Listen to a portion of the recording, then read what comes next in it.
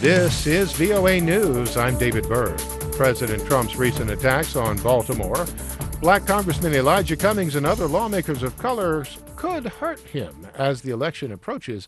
We get more from AP Washington correspondent Sagar Meghani. The president says the White House has been flooded with people thanking him for exposing Baltimore's issues. They really appreciate it. And everything else he's accomplished. What I've done for African Americans in 2.5 years, no president has been able to do anything like it. The polls do not reflect that. Gallup reports his approval among Black Americans hit 8% last month. A Quinnipiac University poll today finds 80% of registered African American voters think he's racist. The president says he's the least racist person in the world. Fake news does not report it properly. Sagar Meghani, Washington. President Trump says that he thinks the United States will do well in trade negotiations with China in Shanghai.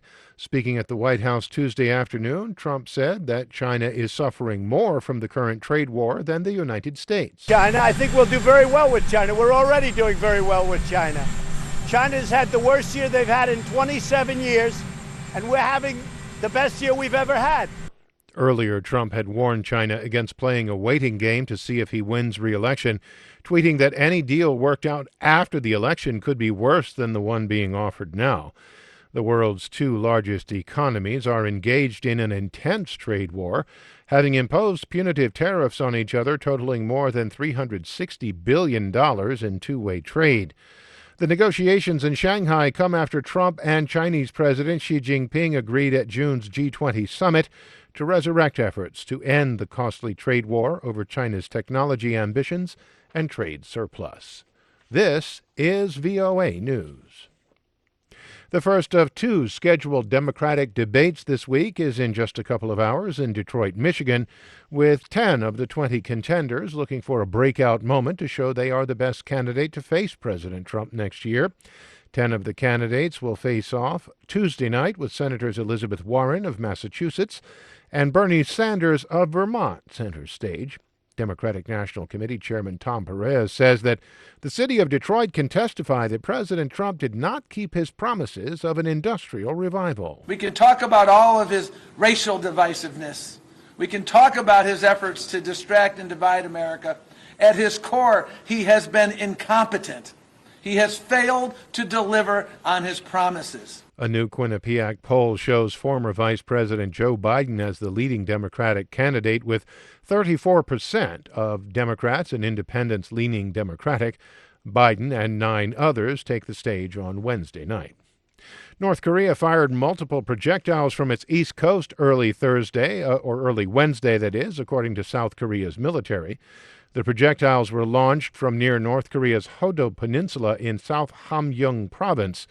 South Korea's Joint Chiefs of Staff said that, quote, "Our military will keep monitoring for additional launches," unquote.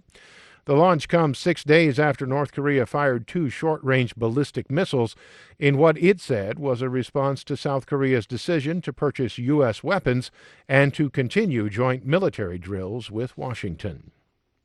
The UN humanitarian chief is urging the Security Council to take action to end the carnage in Syria's Idlib province, the last opposition-held stronghold.